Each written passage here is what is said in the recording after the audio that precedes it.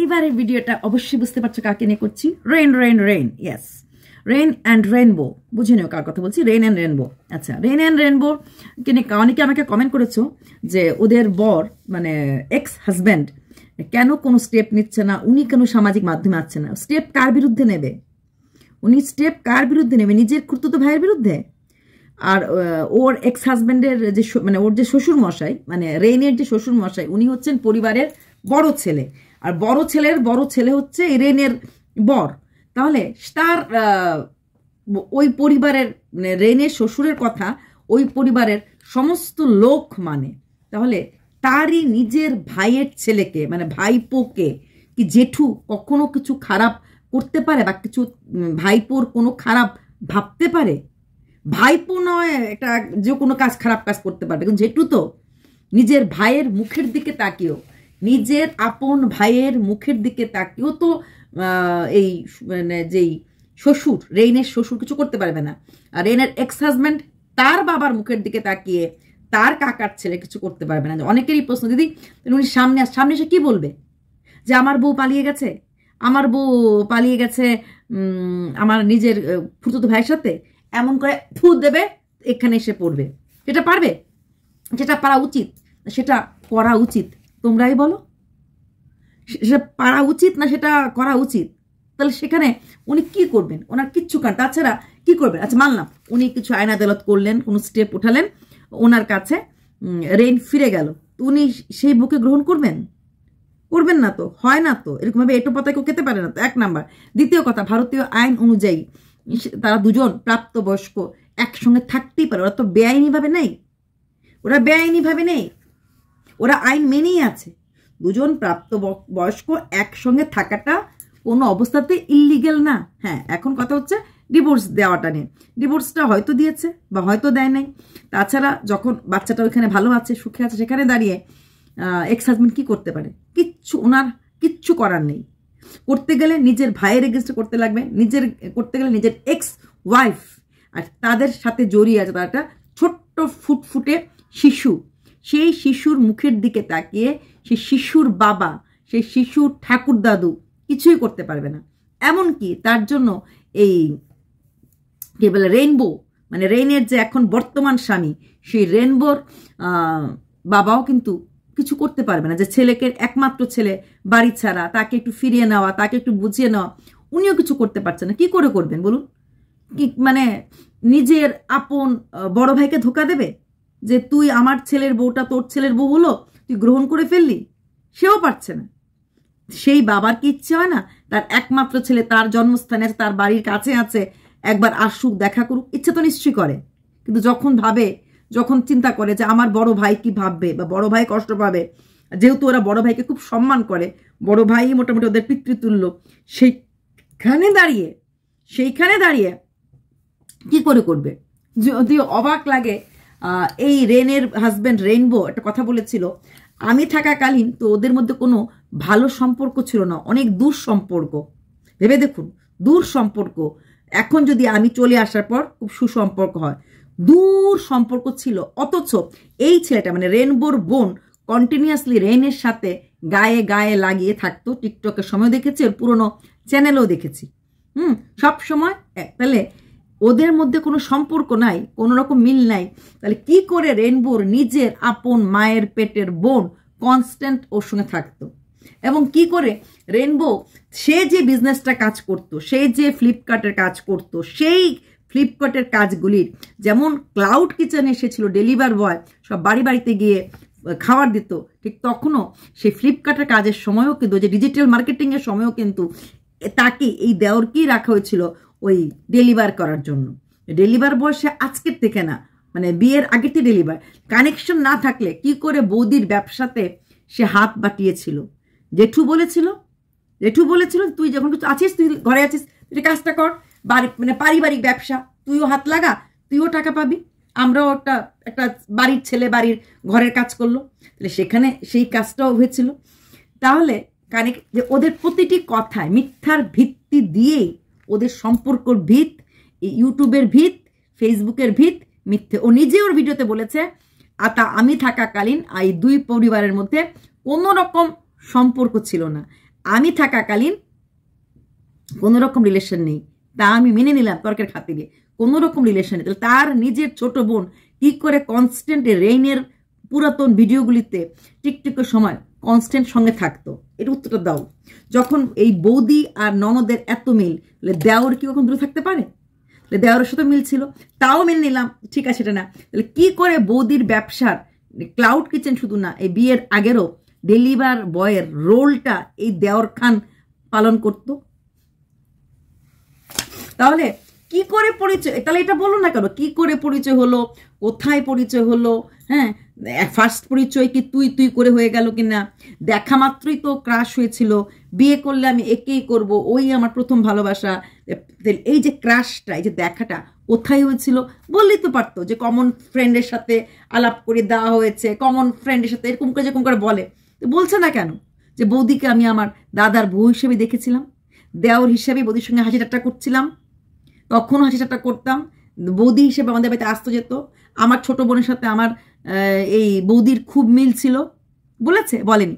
প্রত্যেকটা স্টেপে, প্রত্যেকটা জায়গাতে এই ছেলেটি মিথ্যা মিথ্যা মিথ্যা মিথ্যা মিথ্যাটা বহন করে রেখেছে এবং মিথ্যাটা বহন করে চলেছে। শুধু তাই না, এই আগস্ট মাস থেকে, তখন চ্যানেলটা সেভাবে চলতো না, এই আগস্ট মাসের 2024 থেকে শুরু করেছে মিথ্যা কথা। কিভাবে? প্রেগনেন্সি নিয়ে শর্টস দেওয়া, প্রেগনেন্সি নিয়ে বড় ভিডিও করা, খুশি কি খুশির খবর আসতে চলেছে। তাহলে খুশির খবর আসতে চলেছে হলেই মানেই তো লোকে ভাববে প্রেগনেন্ট।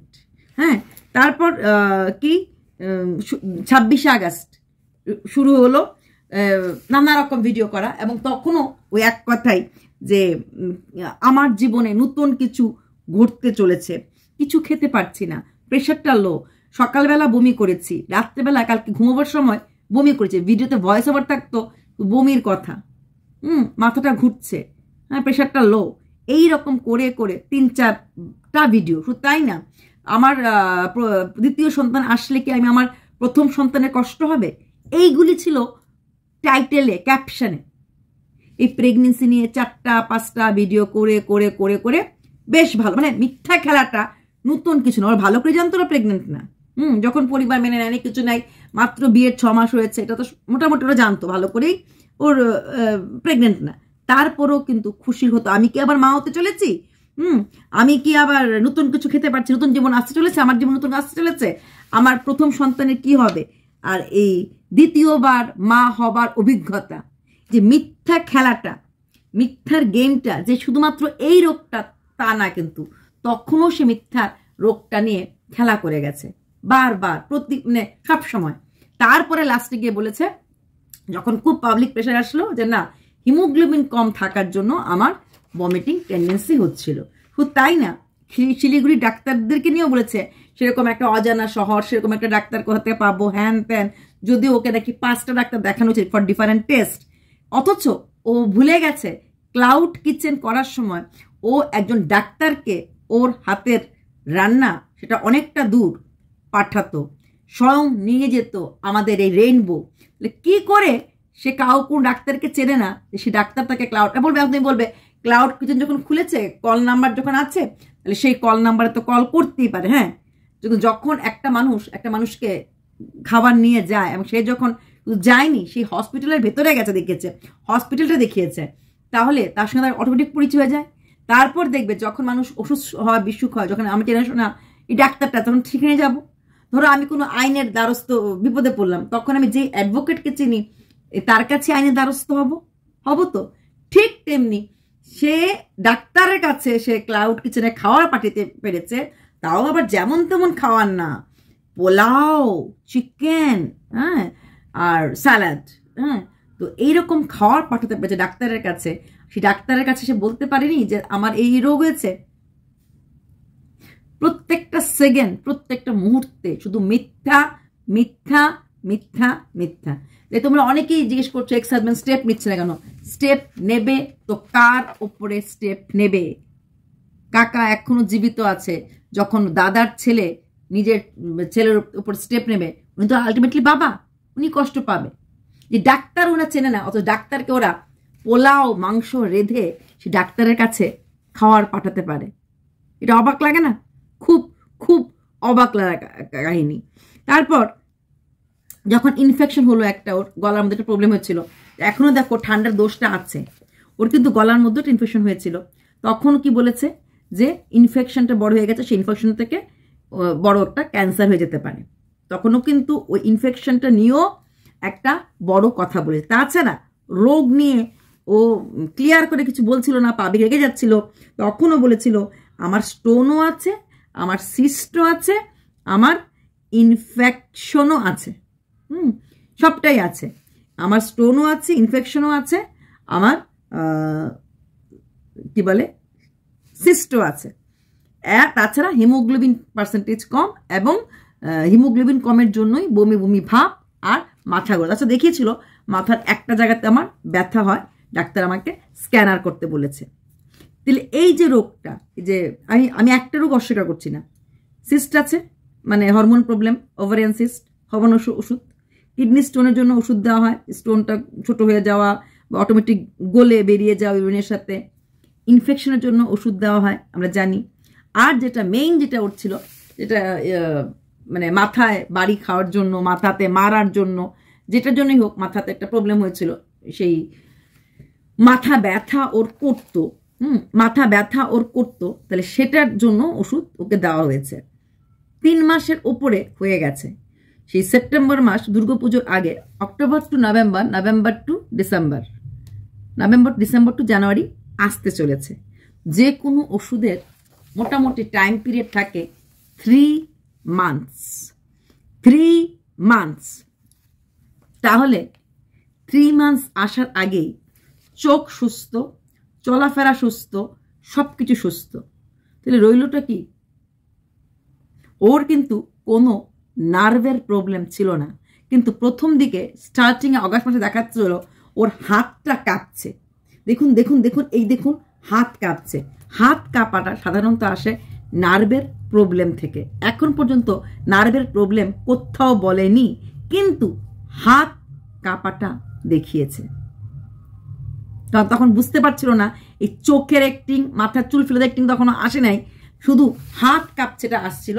অবশ্যই ওকে হসপিটালে ভর্তি করেছিল। বেসিক্যালি এই সর্দি কাশি জ্বর, বেসিক্যালি ওর মাঝে এই রোগগুলি আগের থেকেই ছিল, মানে নট অনলি এইখানে আসার আগে, এর আগেও ছিল। যখন ও প্রথম স্বামীনে ঘর করতো, তখনও মাঝে মাঝে ওর এই সর্দি কাশি জ্বর ওর প্রায় সময় হতো, এবং এটার জন্য মেডিসিন নিত। এবং এগুলি ও কিন্তু প্রথম ভিডিওতে, স্টার্টিং ভিডিওগুলি চ্যানেলটাতে বলেছে, টিকটকে বলেছে, ওর কিন্তু এই মানে সর্দি কাশির ধাতটা, হ্যাঁ, প্লাস ওর তো লাংস একটু প্রবলেম আছেই, এই সর্দি কাশির ধাত এই, আর যখন বডির রেজিস্ট্যান্স পাওয়ার কমে যায়, যখন একটা মানুষের শরীরের নানা ইমিউনিটি পাওয়ার কমে যায়, তখন যে কোনো জিনিস, আপনি ঠান্ডাই বলুন, মানে যে কোনো ইনফেকশন বলুন, খুব তাড়াতাড়ি হয়ে যায়। যে কোনো জিনিস যখন আপনার বডির, যে কোনো লোকের ক্ষেত্রেই রেজিস্ট্যান্স পাওয়ার যখন কমে যায়, তাই দেখুন ওর কফটাও ঠাস করে উঠে গিয়ে ওটা বসার মতো হয়ে যায়। কারণ এরকম আমরা দেখেছি ওর কফটা বসে গেছিল এবং ওকে হসপিটালে অ্যাডমিট করতে হয়েছিল। তো এই প্রবলেমগুলি নতুন কিছু না, এবং এটাও নিজেও বলেছে। এটা যখন ও কলকাতার ফ্ল্যাটে থাকতো তখনও বলেছে ওর এই শ্বাসকষ্ট হয়ে যায়, কফ জমে যায়, এই জিনিসগুলি মানে অনেক কষ্ট লোকের বেসিক্যালি থাকে। যে আমার ছোটোর থেকেই আছে ফ্যারাঞ্জাইটিসের প্রবলেম, মানে গলার প্রবলেম। তার উপরে আমার যতগুলি কাজ ছিল, সেটা অ্যাঙ্কারিংই বলুন, কবিতাই বলুন, বা এখন এই ইউটিউবে কথা, গলা দিয়েই সবটা কাজ। চাকরিটাও সেই গলারই, মানে কথারই কাজ। সেখানটাতে দাঁড়িয়ে অটোমেটিক্যালি আমার ভয়েস প্রবলেম অন্য 10টা লোকের ভয়েস প্রবলেম থেকে আমার ভয়েস প্রবলেমটা একটু বেশি। দুর্গাপূজাতে আমাদের দশমীর দিন, মানে যখন আমরা মাটি দুর্গা বিসর্জনের সময়, সেখানে খুব বালি, মানে মাটি উঠছিল হাওয়াতে, সবারই সর্দি কাশি হয়েছিল, সাথে আমারও হয়েছিল। মানে যারা বিসর্জনে গেছিলাম আমরা সবকটা মানুষ সেদিন সর্দি জ্বর, মানে পরের দিন, মানে লক্ষ্মী পুজোর দিন দেখা গেল মোটামুটি সব বিসর্জনে গেছি, মোটামুটি সবারই সর্দি, কেন মাটিটা উঠছিল, প্লাস রং ফং তো আমরা খেলেছি। সবার গলা 7 দিনের মধ্যে ভালো হয়ে গেল, কিন্তু সেটা আমার ক্ষেত্রে কিন্তু হলো না। আমার তখন গলাটা পুরোটা বসে গেল, আমাকে আবার অন্য মেডিসিন খেয়ে সেই গলাটা ঠিক করতে লাগলো। এবং এটা হয় একটা না কথা বললে না বলে, এটা আমাকে কদিনে ডাক্তার সেও বলেছে হাইজিন, গলাতে হাইজিন রাখা। তো গলাটা কী করে আমি হাইজিন রাখবো? গার্গেল আমাকে নিষেধ করা, ছোটো ছোটো নডিউলস আছে বলেছে। যদিও আগে ধরা পড়েছিল নুডলস নেই, এখন বলছে না গুড়ি গুড়ি নুডলস আছে বলেছে। জানি না যদি ওরা ইসে করেনি, এক্সরেটা করেনি, কিন্তু আগে একজন বলেছিল যে না নুডলস এখনো হয়নি, প্যাচ আছে, নুডলস নেই। কিন্তু সেদিন আবার বললো যে একদম ছোট নুডলস আছে, তবে যদি মানে হাইজিন রাখা যায় গলাটাকে, গলার ভেতরটাকে হাইজিন, হ্যাঁ, উইদাউট গার্গেল আবার, তাহলে হয়তো নুডলসটা বাট নাও পারে, বা একটা না যেন আমি কথা না বলি, মানে একটা স্ট্রেস কথাটা আমার জন্য ঠিক না, তো প্রফেশনটাই কথা, তো কথাটা ঠিক না, চিৎকার করে কথা ঠিক না। যতটা পারো নিজের গলাটার দিকে খেয়াল রাখবে, জোরে কথা বলবে না, গলাতে যেন প্রেশার না পড়ে, মানে মোটামুটি তুমি ডাম্ব রোল প্লে করতে পারো, সেটা তো আর সম্ভব না। তো এই জিনিসটা, এটা কি কোনো কিছু থেকে হয়েছে? কিছু থেকে হয়নি, এটা আমার ছোটোর থেকেই ছিল। এই ফ্যারাঞ্জাইটিসটা ছোটোর থেকে একদম ইসের থেকে, শুধু আমার না, আমার মাসিরও ফ্যারাঞ্জাইটিসের প্রবলেম ছিল। তো এই ফ্যারাঞ্জাইটিসের প্রবলেম আমাদের কিচ্ছু একটু ঠান্ডা লাগলে, আমি ঘর থেকে একটুখানি বেরোলাম, আমার কিচ্ছু হোক না হোক সবার আগে গলা, আর গলাটা যে হবে সেটা ফট করে ভালো হবে না। এই যদি একবার গলাতে কিছু হয়, এটা মোটামুটি আমার 2-3 মাস থাকবে। গরমের দিনের, ঠান্ডা দিন একটু ভালো থাকে, ঠান্ডা জল না খেলে, গরম দিন আসলে এসিটা চলতে থাকে কনস্ট্যান্ট, তো এসি থেকে আমার গলাটা ধরবেই ধরবে। কিন্তু আমি কি করবো, এসি বন্ধ রাখবো? এসি যদি চালা থাকে তাহলে বলবে গলা বন্ধ রাখো, তাহলে গলা ধরবে। সেখানে দাঁড়িয়ে কিচ্ছু আমার করার থাকে না, কিচ্ছু করার থাকে না, গলার জন্য কিচ্ছু করার থাকে না। তাই এর ক্ষেত্রে সেম, ওর ঠান্ডার ধাত, কফের ধাত আছে, অলরেডি রেজিস্ট্যান্স পাওয়ার কম, তাই এই তোমরা নেবুলাইজার দেখে বলছো না, এটা ওখান থেকে হচ্ছে। প্লাস নিজেই বলেছে শিলিগুড়িতে ঠান্ডা একদমই নেই, দুর্গাপুরে ঠান্ডাটা অনেকটা বেশি, ওরা যেই বাড়িতে আছে সেই বাড়িতে ঠান্ডা বেশি, প্লাস স্নান টান জলের ব্যাপার আছে, রেজিস্ট্যান্স পাওয়ার কম শরীরের, ফট করে যে কোনো রোগ ধরে ফেলা এবং কফ বসে যাওয়া। নেবুলাইজার নেওয়ার সময় স্টিমের একটা আওয়াজ কিন্তু আমরা শুনতে পাইনি, 1 নাম্বার কথা। দ্বিতীয় কথা, যখন প্লে বাটনটা দেখানো হচ্ছিল, প্লে বাটন দেখানো হচ্ছিল, তখন আমরা কখনো কোথাও পেয়েছি নেবুলাইজার? দেখেছি? দেখিনি। কি দেখেছি? ও বই পড়ছিল। কোথায় গেল নেবুলাইজার? এগুলি মনে পড়ে না? একটু মনে পড়ে না? আমি একটা শব্দ ভিডিওর বাইরের কোনো কথা বলি না, প্রত্যেকটা ভিডিওর মধ্যে খুঁত রেখে দিয়েছে। অনেকে প্রশ্ন করছে ও কি কোনোদিনও ক্যান্সার বলেছিল? না, ও কোনোদিনও ক্যান্সার মুখে বলেনি। একটা ক্যান্সার নিয়ে একটা কোশ্চেন মার্ক দিয়েছিল, যে কোনো থাম্বনেলে কোশ্চেন মার্ক দেওয়া মানে সেটা না, তো সেটা অনেক ভিউয়ার্সরা বোঝে না। আমাকে লিখেছে আপনি জানেন না একটা ক্যান্সার রোগী এরকম বলছেন, আপনি কেন ক্যান্সার রোগী? না, ওর ক্যান্সার হয়নি, ঈশ্বর করুক ওর জন্য জীবনও না হয়, ওর জন্য খুব সুস্থ হয়ে ওঠে, খুব ভালো থাকে, ভগবান করুক ফুটফুটে বাচ্চারা যেন মা বাবা দুজনে কোলে, মানে এই বাপের কোলেই, মানে রেইনবোর কোলেই হাসে খেলে বড় হয়, ঠিক আছে? সেটা আমি কোনোদিনও বলবো না ওর অন্য কোনো রোগ হোক বা অন্য কিছু হোক, এটা আমি একবারের জন্য বলবো না। সে ক্যান্সার বলেনি, কিন্তু অ্যাক্টিং করেছে। সে প্রেগনেন্ট বলেনি, অ্যাক্টিং করে গেছে, ওটাতে তো রাগ। সে ক্যান্সার কোনোদিন, না জানি কি একটা রোগ হয়েছে যেটা শোনার পর ওর বাবা মা হার্ট ফেল করতে পারে। আপনারা কি চান ওর বাবা মার হার্ট ফেল করুক? আপনারা কি চান ওর বাবা মা খুব অসুস্থ হয়ে পড়ুক? না, আমরা চাই না। আর রেইনও বলেছে ও তো আমাকে বলছেই না আমার কি অসুখ হয়েছে, কি রোগ হয়েছে। আবার সেই রেইনই ভিডিওতে বলেছে ওকে যখন ফোর্টিসে ভর্তি করানো হয়েছিল, ওর এক্স হাজব্যান্ড কি ইঞ্জেকশন বা কি মেডিসিন দিয়েছে সে কখনো জিজ্ঞেস করেনি, তাকে উল্টো পাল্টা ওষুধ খাইয়েছে, সে জানে না সে কি ওষুধ দিয়েছে। কিন্তু সেই রেইনই বলছে, কিন্তু রেইনবো এরকম করে না, প্রতি মুহূর্তে যখন কোনো ওষুধ খাওয়ানো হয় সে বলে দেখো তোমাকে আমি কি খাওয়াচ্ছি, দরকার লাগলে গুগল চেক করে নাও তুমি কিসের জন্য কি ওষুধটা খাচ্ছ। তাহলে বলুন তো এবার, আমরা তো নোংরা একটা অসুস্থ মেয়ের পেছনে পড়ে আছি, ওর উন্নতি দেখে জ্বলে পুড়ে মরে যাচ্ছি, কোনটা বিশ্বাস করব? কোনটা বিশ্বাস করব? নিজে বলেছে, নিজের ভিডিও বলেছি না আমি, ওই কমেন্ট বক্সে লিখেছে ওখান থেকে খবর পেয়েছি, পাড়ার লোক থেকে খবর নিয়েছি। নো, করবো না। এগুলি বলে তো অনেক কিছু বলতে পারি, অনেক খবর নিতে পারি, আর সেই খবরটাই দেব যেটা কিনা জেনুইন, সম্পূর্ণভাবে শিওর, 101%। নিজে বলেছে ফর্টিসের ট্রিটমেন্ট, ভেবে দেখুন, যেই সেই হসপিটাল না, যদি বউকে ঠিক না করার ইচ্ছাটাই থাকতো তাহলে ফর্টিসের মতো এত ভালো হসপিটালে চিকিৎসা করাতো না। সেই হসপিটালে তাকে চিকিৎসা করার পর যে ওষুধ এবং যে ইঞ্জেকশনটা দেওয়া হয়েছে সেটা নাকি তাকে খাওয়ানো হয় নাই, সেই জায়গায় তাকে অন্য ট্রিটমেন্ট মানে অন্য ওষুধ তার হাজব্যান্ড দিয়ে গেছে। তার জন্য সে রেইনবোর কাছে আসার পর থেকে যখনই কোনো ওষুধ খায়, পয়েন্ট টু বি নোটেড, রেইনবোর কাছে আসার পর তাহলে তার অনেকবার অসুখ হয়েছিল, যখনই সে কোনো ওষুধ খায় তখন রেইনবো বলে তুমি আগে গুগল চেক করে নাও ওষুধটা কিসের জন্য। তাহলে এইবার যখন তার এত বড় অসুখ হলো, সে এতটা অসুস্থ হলো, সেই মেডিসিনগুলি কি তাকে তার রেইনবো চেক করতে দেয়নি বা চেক করে খাওয়ায়নি? কাইন্ডলি বলবেন না ও চোখে দেখে না। খুব ভালো চোখে দেখেছে, মাত্র 4 দিন চোখের ওষুধটা ছিল। দুর্গাপুজোর সময় পায়ে আলতা পরে ফুচকা খেতে করে এত বড় মুখ দিয়ে চোখে দেখেছি। তখন থেকেই নিশ্চয়ই মেডিসিন শুরু হয়ে গেছিল, তাই না? তাহলে কি মেডিসিন যেগুলো খাচ্ছিল ওইগুলো চোখে দেখেনি, নাকি ওকে গুগল চেক করায়নি? জানেন কি উত্তরটা? আমি তো জানি না। প্রত্যেকটা সেকেন্ডে, প্রত্যেকটা মুহূর্তে, প্রতিটি জায়গাতে ওরা সবাইকে এমন করে টোকে ভুয়া, টোকে ভুয়া। আপনারা দেখেননি, কারণ আপনারা দেখতে চাননি, এটাই হয়। তো যারা আমাকে এই প্রশ্নটা করছো, একটা কথাই বললাম, ওর ক্যান্সার হয়নি, কিন্তু ক্যান্সারের মতো করে নাটক করে গেছে। চুল ফেলাটা মানি আমরা ধরে নেই ক্যান্সার। 1 নাম্বার, চোখ নাই, ডান দিক প্যারালাইসিস, মানে ক্যান্সারের একটা এই ধরনের হয়, ক্যান্সার থেকে এরকম প্যারালাইসিস হয়। ইনফেকশনটা বড় রূপ হলে ক্যান্সার হয়ে যেতে পারে। মুখ একটা সিম্বল দিয়েছে, ইমোজি দিয়েছে, ভীষণ কষ্টের ইমোজি। তাহলে সেগুলি আমরা দেখেছি, আমরা মেনে নিয়েছি, আমরা শুনেছি।